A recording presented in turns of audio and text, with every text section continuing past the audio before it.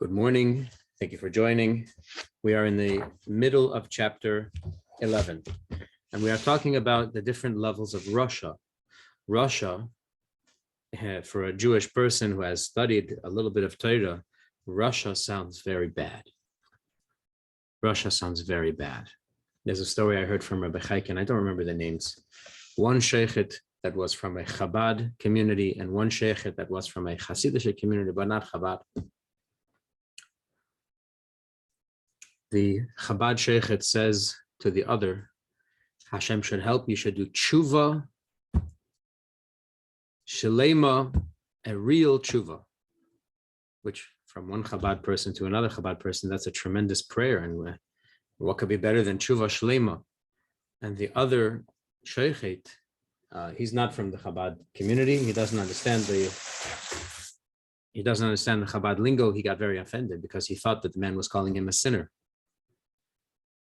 I have to do tshuva. You have to do tshuva. What do I have to do tshuva for? Yeah. No. But according to the general understanding of what is a Russia, well, yeah, Russia's pretty bad. But what did the Alter Rebbe tell us? What's a Russia?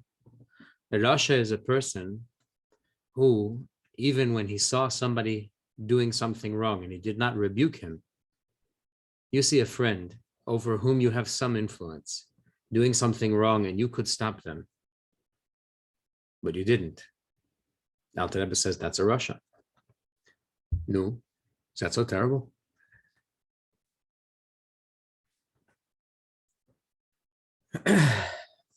Is that something to be feared? Is that something that you should never want to admit to yourself or to others? No. When we say that a person should view themselves as a Russia, and the Mishnah says, how could you view yourself as a Russia? You'll never be happy.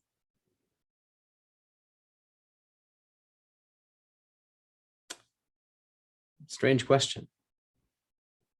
99% of the Jewish people, if we're taking the Alter Rebbe's definition of what is a Russia, 99% of the Jewish people find themselves in that category. There's the 1% that are either a tzaddik, a beinoni, or a total Russia.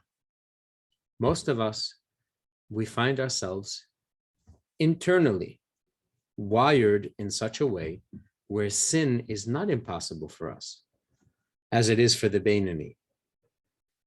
Don't forget, the inner dynamic of the beinoni is that he hears the voice of his Yetzer Hara, but it's not possible for him to obey.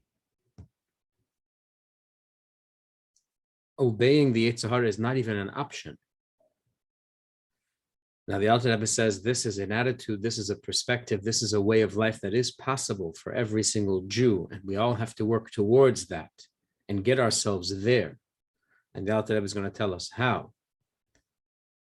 But that's not most Jews. Most Jews find themselves on the cusp of being a beinoni. We find ourselves on the edge of beinoni, but we still find ourselves internally capable of considering a sin. Considering already makes a person not a beinoni. Remember, we discussed what the internal dynamic of the beinoni might be like, and the example we used is eating on Yom Kippur. You're hungry. Your Yetzer Hara is telling you you're hungry, but not for a minute do you consider actually obeying. The beinoni, his whole life is that way. His whole life is that way. The Yetzer Hara is interested in what's going on around you in the world, news, sports, culture. And the Yetzer Hara wants you to open your eyes and look. But the beinoni would never consider opening his eyes to that world and looking. Never even consider it. The Beinoni is interested, sorry, the Yetzer Hara is interested in indulgences, mild, benign, permissible. The Beinoni wouldn't even consider it. We who find ourselves in the group of people who are capable of considering these things, we are not disgusting people. We are not lowly, good-for-nothing, awful people. We're just people. We find ourselves in the category, in the majority group. It's called Rasha V'Toiv Loy. The internal dynamic of most human beings is that we are capable of considering something that is not correct. And to one degree or another, many of us are capable of doing something that's not correct to one degree or another. And all of us suffer from the guilt that automatically, predictably comes after having done something that's not correct. That is called a Rasha V'Toiv Loy. Rasha means a person who's capable of sin, but there's such goodness to them. There's toiv to them, that the fact that they are capable of such evil makes us very unhappy. Is that something to be embarrassed of? Is that something to be ashamed of? Is that something to avoid admitting to yourself and to others? Why? Why?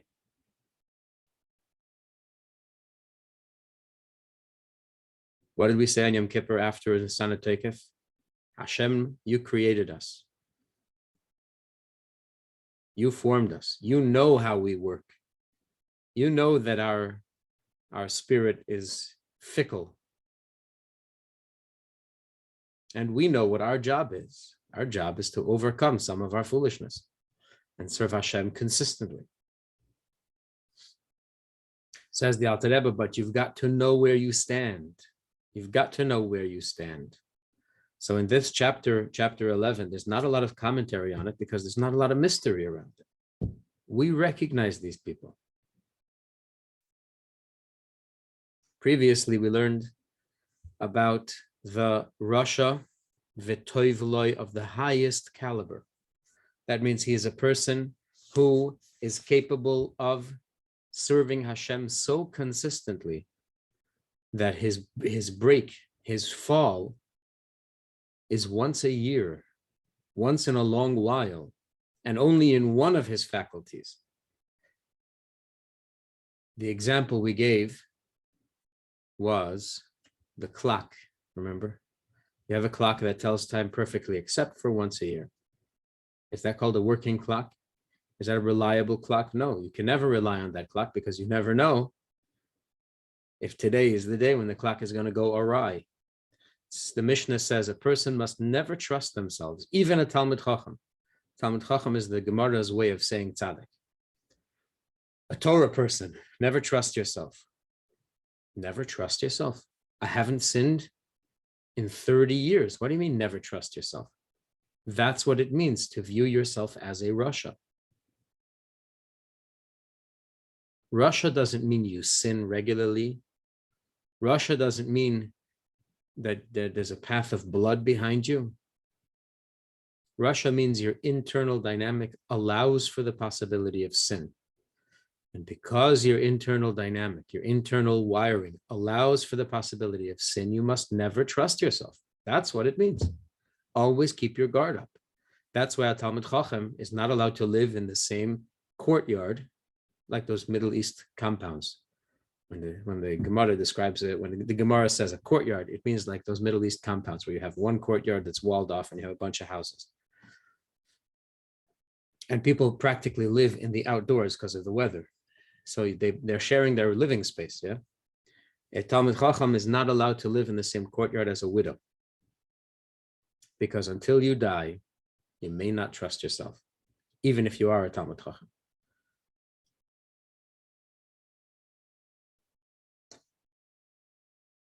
That is where we find ourselves And the Gemara acknowledges that that is where we find ourselves. And the Alter Rebbe acknowledges that that is where we find ourselves. But the Alter Rebbe is not satisfied with that. The Alter Rebbe is saying, okay, we agree, we acknowledge that's where we find ourselves, but why settle? We're all capable of being a Beinoni. So let's chart a map. How we are going to raise ourselves to the level of Beinoni. Towards the level of Beinoni, at least. So, at the beginning of chapter 11, we discussed Rasha V'Ra Loi, that because his internal wiring, because his inner dynamic is capable of sinning, and he does in fact sin once in a very long while, and he immediately does tshuva and corrects himself. But that is evidence that he is not wired like a Beinoni. He has not adjusted his wiring to elevate himself to the level of Beinoni, who would never even consider, let alone actually sin.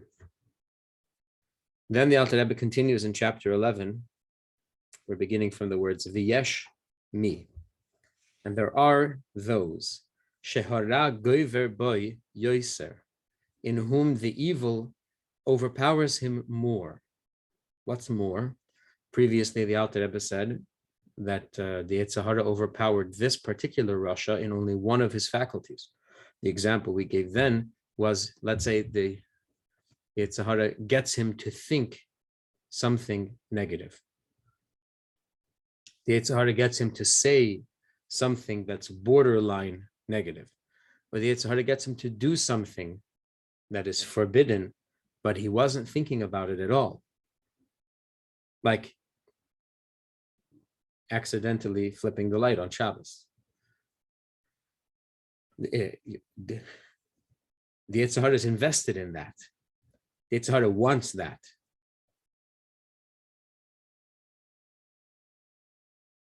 Even if it is an accident, even if it was done with no intention. That's a point for the Yetzer Hara team. Yeah. So this tzaddik, he flips the light, once a year, once every 2 years, once every 3 years, once in 10 years. He makes accidentally commits some benign sin. No, so he's not a Beinoni, but he's a beautiful Rasha. Such a beautiful Rasha. Halavai, we could all be so beautiful in our state as Rasha. Now the Alter Rebbe continues, this person that we're going to talk about next, his Yetzer Hara has greater control over him. In fact, mislabshim boi kol shloisha levushim shel hara. This particular person that we're discussing now, level number 2 of Rasha v'toiv loi, of the Rasha who has such goodness to him. Level number 2 is the Yetzer Hara is capable of clothing all of its faculties in the body of this person. This Yetzer Hara is capable of making this person think bad things and say bad things and do bad things all at the same time.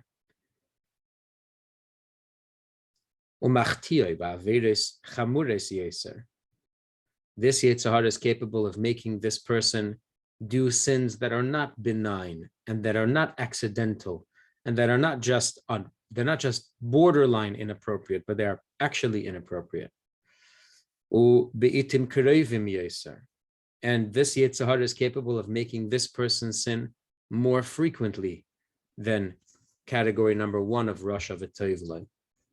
Maybe this guy sins once a month, once a week, once a day. Ach beintayim. So where is the goodness in such a person? How is it expressed in such a person?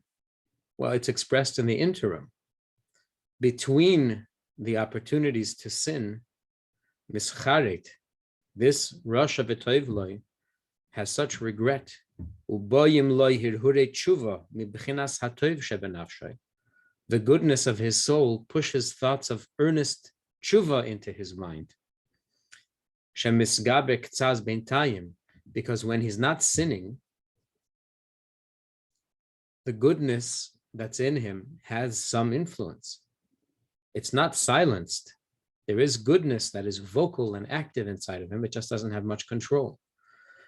So, and in the moments when the Yetzer Hara is finally quiet and stops pushing, the Yetzer HaTov, the goodness in this rush of V'tovlei, pushes the person toward tshuva, apologizing, wishing that they could do better, returning to Hashem with in all earnestness, just not very strongly, very honestly, but not very strongly. This is also something we're very familiar with. A person says, I will do what is best for my health because I'm afraid of getting sick. That is an earnest commitment. In some people, it's not very strong. The commitment is earnest and honest. They just don't have the inner strength to follow through. This Rasha, V'tovlei, he sinned and he says, I hate that I do that. I want to be connected to Hashem. I don't want to soil my soul. And that's an honest cry. And it's an earnest commitment. He just doesn't have the strength. In his inner office, the administration office, the Yetzer Hara got the corner office. And the Yetzer Tov is somewhere in the mailing room, in the mail room. So only when the Yetzer Hara steps out of his corner office and the Yetzer Tov has a moment to jump in, then you feel these pangs of regret. Ella, she'ein lo hiskabros kol kach, although he is moved to think about tshuva, he doesn't have the strength, and he does not give the Yetzer HaTov such power, lenatzeach es hara, to overcome the evil, lifroish mechatov, to really separate himself from his sinful ways, legamre, completely, lihiyes moida v'yozev, which would constitute proper tshuva. It's one thing to confess and admit that you have done wrong, but to properly do tshuva, you have to abandon the sinful road. You have to leave the ways of sin. You have to commit, and then if you were really strong, you would never return to that sin. That's when you know that your tshuva has been successful, depending on what you're trying to accomplish with your tshuva. Of course, there is always value in apologizing every time we do something wrong. Every time we fail, it's appropriate to apologize. And only Hashem, although we all try to learn from Hashem, but only Hashem is capable of forgiving a person for the same offense over and over and over and over and over. This is what the Alter Rebbe assures us in other places, that when you do tshuva and you say, I'm sorry, Hashem forgives 100%. So that's good. That's good news. But that's not what we're talking about here. Here we are discussing the inner dynamic of a Jew with an eye towards self-improvement, with an eye towards being a better servant of Hashem. So the fact that we apologize is good. It doesn't lift us out of our situation. Our situation is that we are susceptible. We are wired not only to be able to consider sin, but even to act upon some sins. Others not, obviously. There are some sins we would never consider. There are some sins that we do consider, and we do them, and we feel terrible about them. Like, we've said this already multiple times, but it's worth repeating.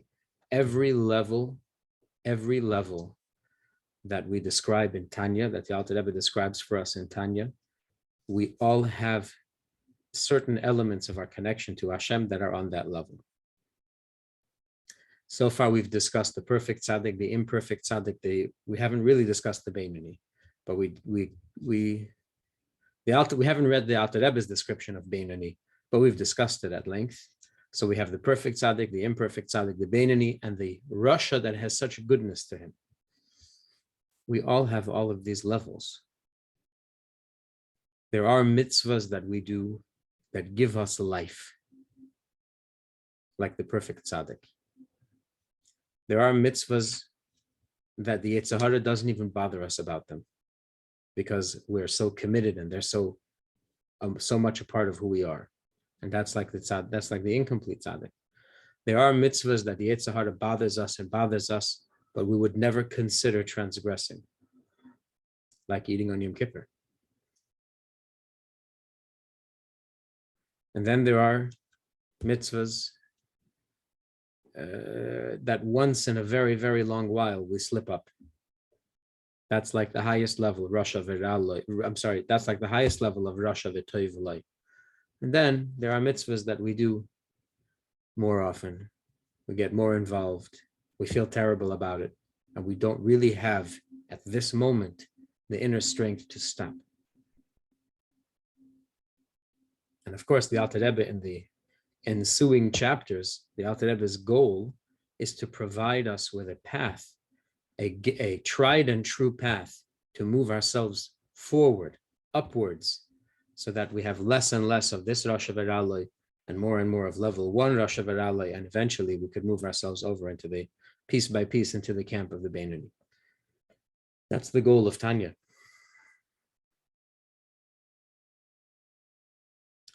So Rabbi Nachman Schusterman and Rabbi Shea Taub just published a Haggadah that is for recovering addicts. It's a Pesach Haggadah based on Torah. Obviously, there's no compromises in the Torah values, but the commentary is in the language of recovery from addiction. And Rabbi Schusterman interviewed Rabbi Taub because Rabbi Taub was the chief. He was the expert in the group, and he's the chief author of that project. And Rabbi Schusterman was the coordinator of the project, the instigator. And Rabbi Schusterman asks Rabbi Taub, what's different between this and other? Why do we need a Haggadah like this? Why can't we just learn Torah? Use the language of Torah instead of the language of recovery. And Rabbi Taub quoted Rabbi Avram Twersky, Olav Shalom, in answering a question he was asked, why are you sending people to the 12-step groups? Why don't you send them to a Tanya class? And his answer was, if people would go to a Tanya class and read Tanya with such desperation, the way that they go to a 12-step program, then I would send them to a Tanya class. But so far, people study Tanya still as an academic subject. Yeah, until Tanya is viewed as the thing that will save your life,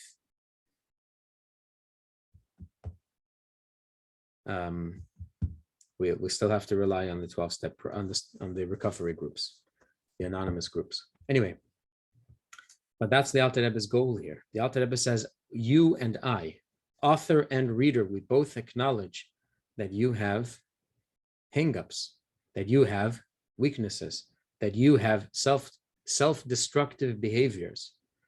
And if you follow the road as it is described in the Tanya, we can cure you of those behaviors. Can we cure you of those inclinations? No, that would be a tzaddik. But we can cure you of those behaviors, and that would make you a Beinoni.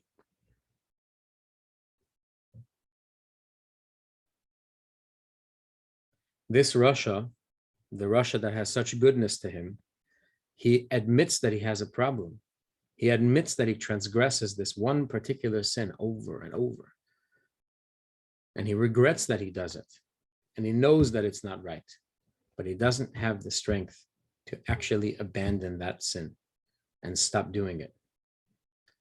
Bialzeh Omru, Razal, the Chachamim and the Gemara acknowledge this. They know this about the majority of humans. And they say, therefore, Rishaim Mileyim Charates. Wicked people are full of regrets. Shahim Reiv HaRishayim, that is most of the wicked people, the 99% of the wicked people. Sheyash Bechinas Tov Benafsham Adayim, who still feel the influence of the goodness of their souls, even though they don't have the energy, they don't have the inner strength, the intestinal fortitude to overcome those temptations and avoid those sinful behaviors. So in the earliest years of teaching Tanya, people would say, so are you a Beinani? Yeah. What gives you the right to teach Tanya? Are you a Beinani? So no, I'm a different level from the Tanya. I am the Tanya's Rishayim Milayim Charatas. The wicked one. I find myself in the category of most people, which is a person who sins fairly regularly and is full of regrets.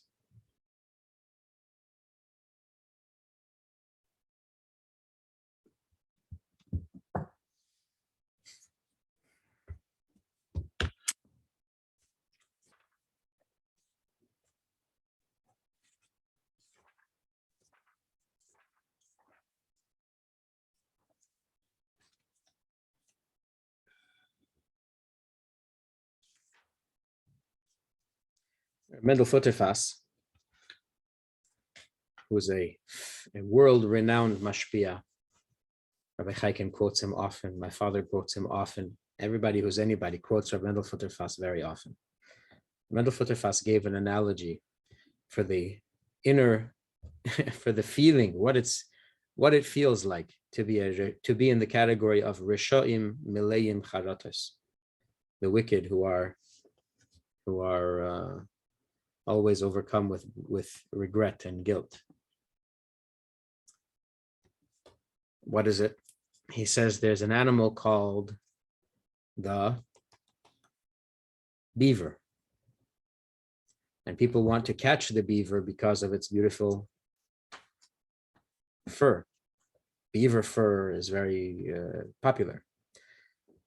But because the beavers are so sly and they're so good on both land and water, it's very hard to catch them. But the hunters discovered about the beaver a certain character trait. And that is that they get into a pattern, they get into a habit. They take a certain route to and from their house, to and from the dams that they build for themselves at the river's edge, and they never change course. Beavers never change course, and therefore all you have to do is set a trap on the path that the beaver takes back and forth from his house.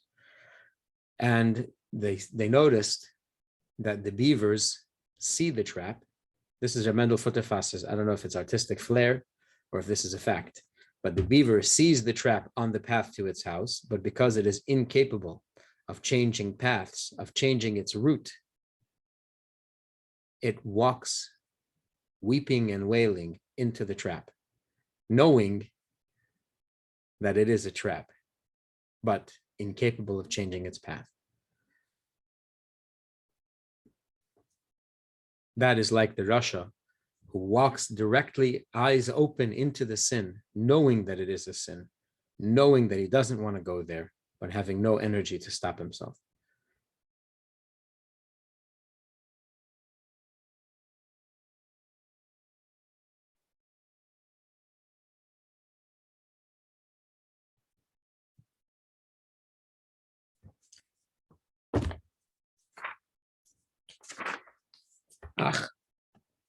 And then, there's a third, those two levels that we described of Rasha that has a goodness to him, Rasha v'toivlei, the one who sins only with one faculty and only very infrequently, versus the one that sins often and with every one of their faculties. These are 2 points on an endless scale. Yeah.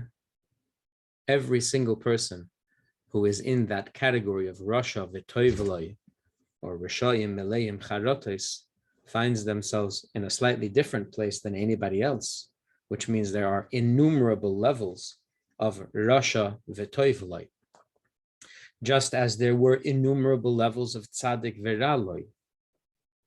The Tzaddik who still has some of the evil left in them, how the evil is nullified to one degree or another in each of those tzaddikim is always slightly different.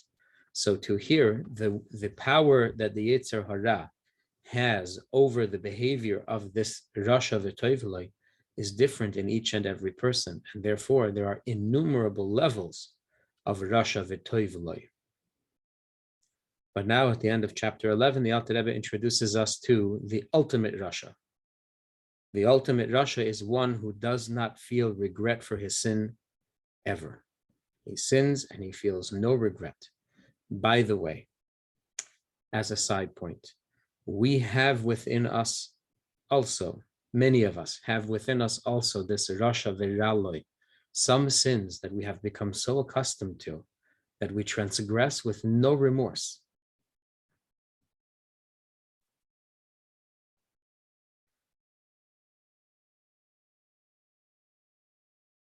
I have a friend, he was a teacher in the yeshiva where I was a student, lives in Florida, fine young man. He says when he was young, he was in 770, and the Rebbe was coming in for davening in the main shul downstairs, and he was climbing over the tables, young kid, and the Rebbe stopped and looked right at him, demanding something without speaking, and didn't understand what. In the end, when they all sorted it out, the Rebbe was demanding from him that he should get off the table, because on the table were Sidurim and Chumashim, and you don't stand on a table with Sidurim and Chumashim. I don't remember if he was standing on the Sidurim and Chumashim or if he was just standing on the table with the Sidurim and the Chumashim, but to the Rebbe, that's unacceptable. Halachically, that's unacceptable. But you're in 770 and you're caught up in the rush and in the excitement, and you jump up on the table to make sure you can get a good, and you don't think, and it doesn't even occur to you that you might be doing something wrong, because you do it all the time. You're always standing on a table in 770. So much so to one point that people were standing on the table that is reserved for the Torah reading. And the Rebbe stopped the Farbrengen or the Yechid or the Hakofis, whatever event was going on, and the Rebbe said, "You're not allowed to stand on the table for the Torah." And people were jumping like Olympic divers off of the Torah table onto the heads and arms and shoulders of other people to obey the Rebbe in that moment when they realized, "My God, what are we doing?" But there was no space in 770, so they're just jumping on top of other people. Better to be on the heads of other people than on the table reserved for the Torah. That's true. But we have things in our lives that it just becomes mundane. They're not allowed. We're not allowed to do them. But it's just habit. It's come to the point we don't even notice anymore. My daughter pointed out that there's a certain bad word that we tell our children we're not allowed to say, but when times get tough, it pops out of my mouth.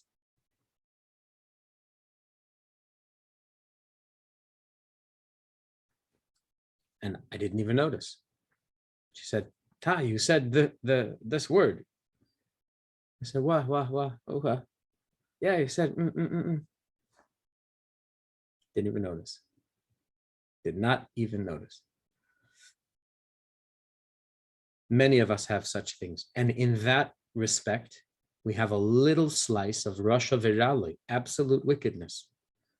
You've done something against your creator and it doesn't even bother you. Rabbi Masmed, tremendous chassid and a big tzaddik. When he would come to this point in the Tanya and he would read this section about the Rasha Viraloi, this absolute Rasha who has no regrets, he would break down crying. Why? He would say, because I am even worse than this guy. His friends and family are not willing to accept the statement from him, so they say to him, how could you possibly be worse than this guy? You're a chassid, you're a righteous man. Why do you say that you're worse than him? He says, what are you guys talking about? He says, that Rasha Virali, he is a Rasha Virali because he never learned Hasidus and he never learned Torah. And therefore, he doesn't understand that he's supposed to regret something. I did learn Torah. I did learn Hasidus, and still I don't regret the things that I do.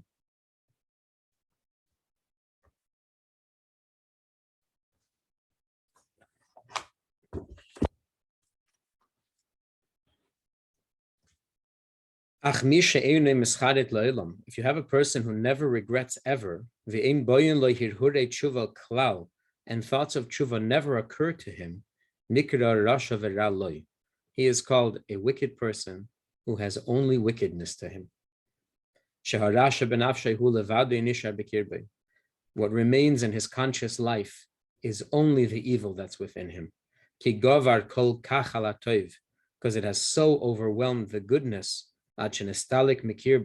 till all its influence has been removed from within him. And it remains aloof.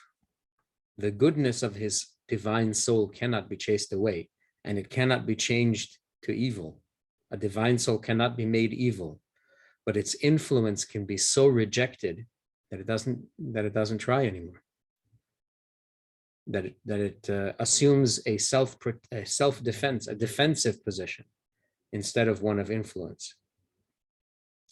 Milamaila, and that is that it's, so to speak, hovering around his consciousness, never issuing any command or any request into the mind, the conscious mind of this Russia. No. What should be done for such people?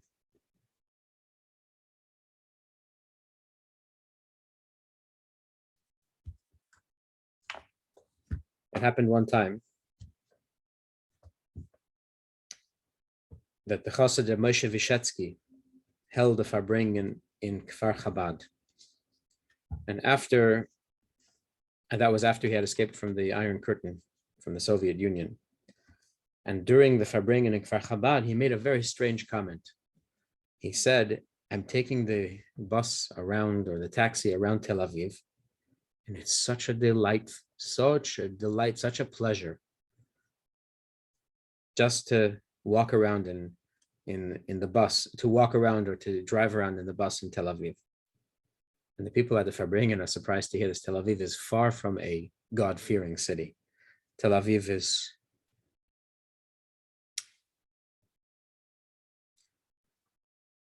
when we went with the JLI biannual trip. Is it biannual or biennial? When you go every other year, who knows? And we spent a couple nights in Tel Aviv.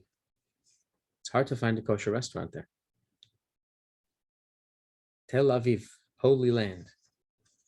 So Tel Aviv is not a bastion of Torah and Yiras Shamayim.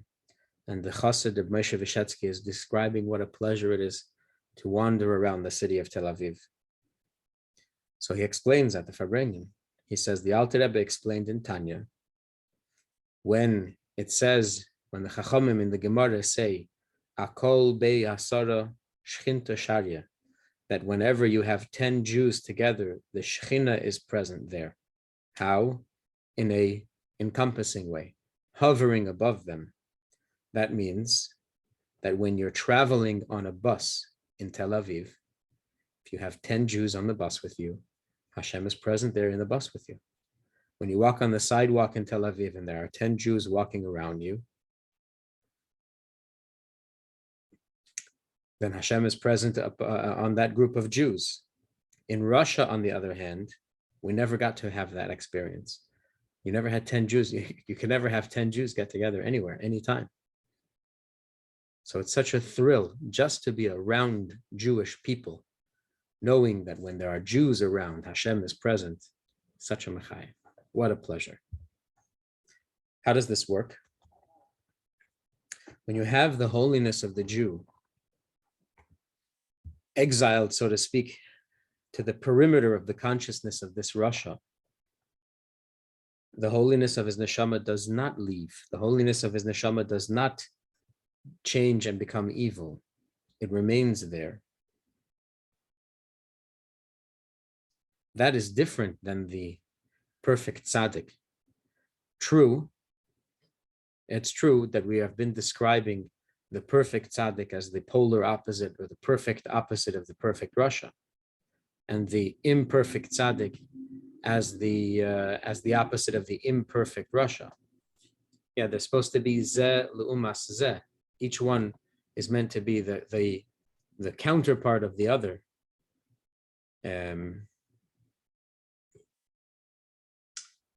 But where the imperfect tzaddik and rasha really do correlate very, very correctly to each other, where, as we said, there are innumerable levels of imperfect tzaddik, and there are innumerable levels of imperfect rasha, depending on how much control the goodness has over the evil or the evil has over the goodness.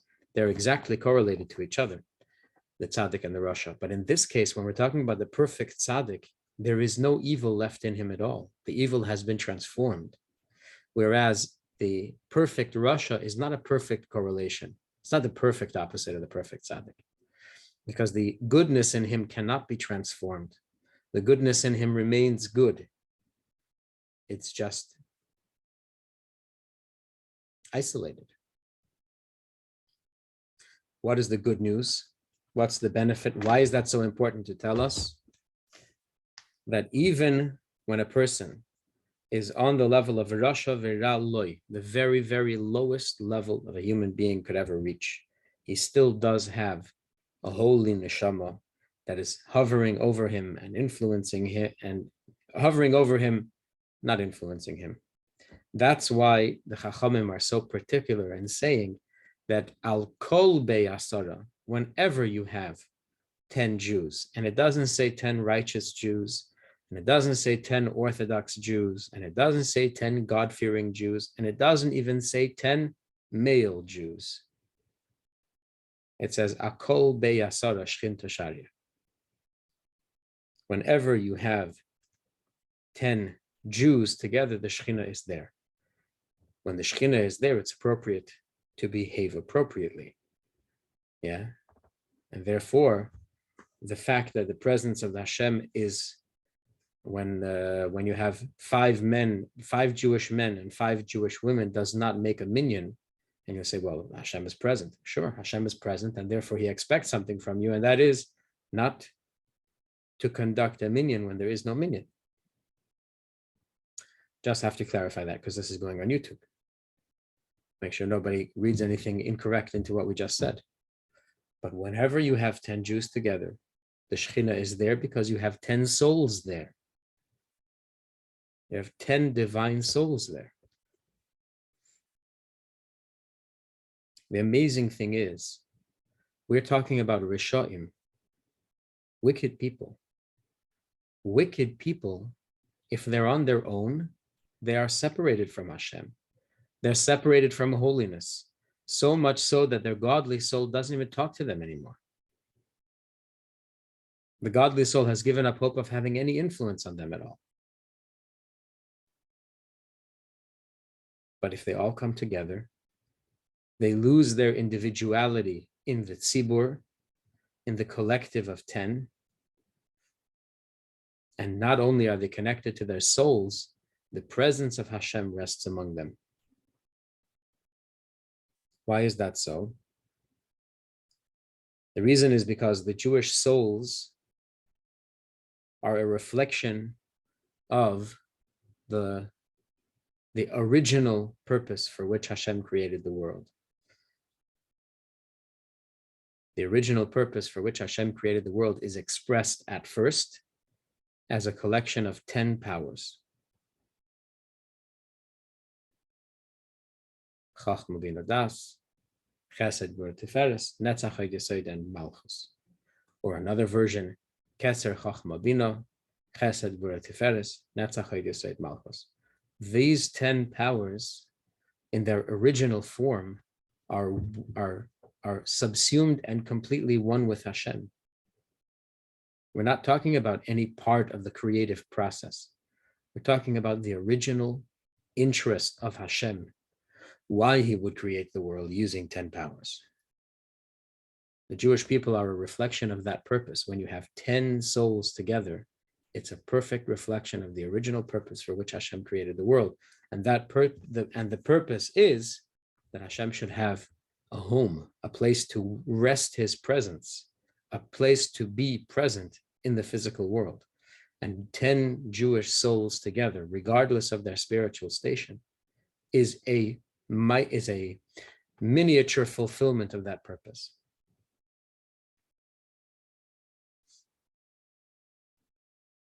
And it doesn't matter how many, in the words of Kabbalah and in the words of Hasidus, it doesn't matter how many filthy garments the person has thrown on top of his neshama. The fact is that behind it all is a pure and clean spark of Hashem, a veritable piece of Hashem from on high. And that can never change. That can never be broken. That can never be taken away. Among the Hasidim of the Alter Rebbe, there was a practice that anytime the Hasidim would get together for a minyan, there was always one of them who was responsible to collect tzedakah money on behalf of the household of the Rebbe. He would keep a list always of who gave, and this way he would, along with the money that he would turn in for use in the Rebbe's household, he would give a list of all the donors who gave. So this was an expression of your hiskashrus, of your connection to the Rebbe. If you support the Rebbe's personal household, is a tremendous thing. When he would come to Liozhne, he would go to the Rebbe in Yechidus, and he would give the list together with the money. One time, one of the participants in a Hasidic minyan, he had left his previous spiritual station. He had fallen, and he had been a regular in that minyan, but the Hasidim they pushed him away. They distanced him from that minyan. They also stopped collecting maimed from him. They stopped collecting monies from him for the Rebbe's household. When the Rebbe read the list, when the list was turned in, the next time that Gabbai Tzedakah came to Liozhne, the Rebbe noticed that the name of this particular chassid, who previously was a consistent participant in that minyan and was a consistent giver of maimed, was missing from the list. The Rebbe asked the Gabbai why he was left out. And he told the Rebbe that the Hasidim had distanced this man from their minyan because his behavior, his conduct had changed. His conduct had shifted for the worse. The Rebbe told this Hasid, what you've done is incorrect. You have not acted appropriately because you did not take into consideration the makif of Kedusha, the encompassing holiness that is present in each and every minyan. You have not even considered the nachas that you you